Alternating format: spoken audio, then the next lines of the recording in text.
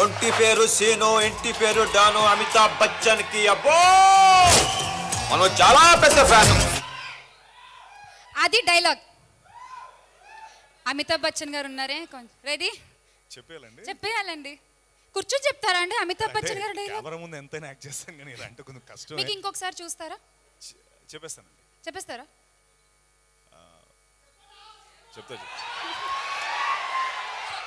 వస్తుంది వస్తుంది వస్తుంది వస్తుంది. ఇంకోసారా?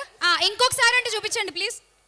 ఒంటి పేరు సీను, ఇంటి పేరు డాను, అమితాబ్ బచ్చన్ కి అబ్బో మనం చాలా పెద్ద ఫ్యాన్.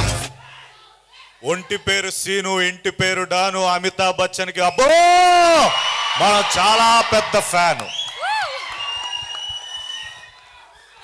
ఓకే, గోపి గారు డైలాగ్ ఓ 2 సార్లు చూసాక చెప్పారు. ఇప్పుడు అనిల్ రావిపూడి గారి సినిమాలోంచి ఒక డైలాగ్ వస్తుంది. Okay, ready? Dialogue on the screen. భయపడేవాడే బేరానికి వస్తాడు.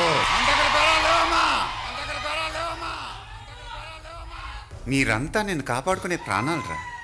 మిమ్మల్ని ఎలా చంపుకుంటాను రా? మీకోసం ప్రాణాలు ఇస్తున్నావు అక్కడ. మీరేమో కత్తులు గొట్టలు వేసుకుని ఆడాలి మీద. బాధ్యత ఉండకర్లా. ఇది 3 సార్లు చూడాలేమో. కాదు, ఫస్ట్ ఏదో చెప్పా. ఇంకొకసారి. భయపడేవాడే బేరానికి వస్తాడు. మన దగ్గర బేరాలు లేవమ్మా.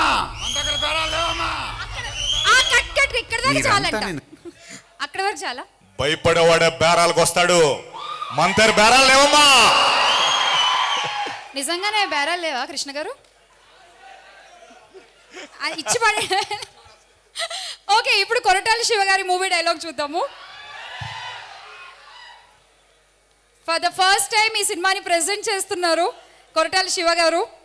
సముద్రం చేపల్ని కంటే కత్తుల్ని నెత్తుల్ని ఎక్కువ చూసి ఉండాలి. అందుకనేమో దీన్ని ఎర్ర సముద్రం అంటారు.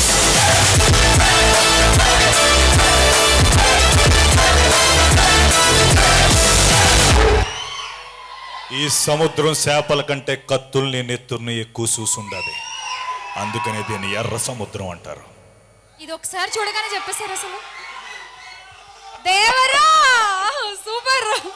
అండ్ ఇక ఇప్పుడు మన రాజమౌళి గారి సినిమా డైలాగ్ ఏమొస్తుందో నాకు కూడా తెలియదు. కొంచెం ఈజీది రావాలని కోరుకుందాం. Dialogue please.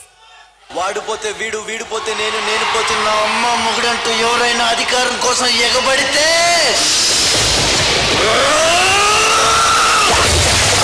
అప్పలనాయుడు దాదాగిరికి వచ్చిన, దౌర్జన్యానికి వచ్చిన, గూండాయిజానికి వచ్చిన, గ్రూపులు కట్టడానికి వచ్చిన, రాజకీయంతో వచ్చిన, రౌడీజంతో వచ్చిన ఓటు కోసం లెక్కన పోర్టుకి బలవుతాయి.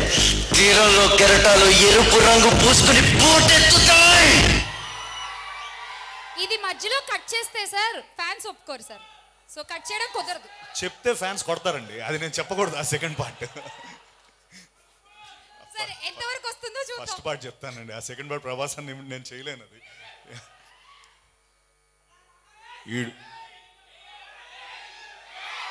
వీడిపోతే వాడు, వాడిపోతే నేను, నేను పోతే నా అమ్మ మొగుడంటూ ఎవడైనా అధికారంలోకి ఎగబడితే. అంతేనండి, అక్కడ వరకు చాలు. దాని తర్వాత మీకు మ్యూజిక్ కావాలంటే కాలభైరవ్ గారు రెడీగా ఉన్నారు. ఆ వెనకాల ఆ స్కోర్ కాదు, ఆ సెకండ్ పార్ట్ కాలభైరవ్ చెప్తాడు. సెకండ్ పార్ట్ కాలభైరవ్ చెప్తాడు. చెప్తావా?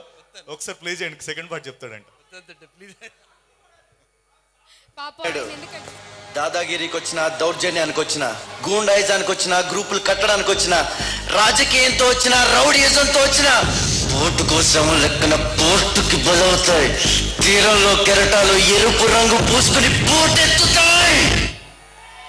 అది కాలభైరవ్ గారి విషయం.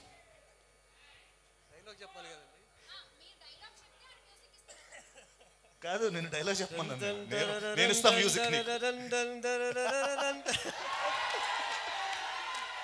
నా కెపాసిటీలో అంతే చేయగలుగుతానండి.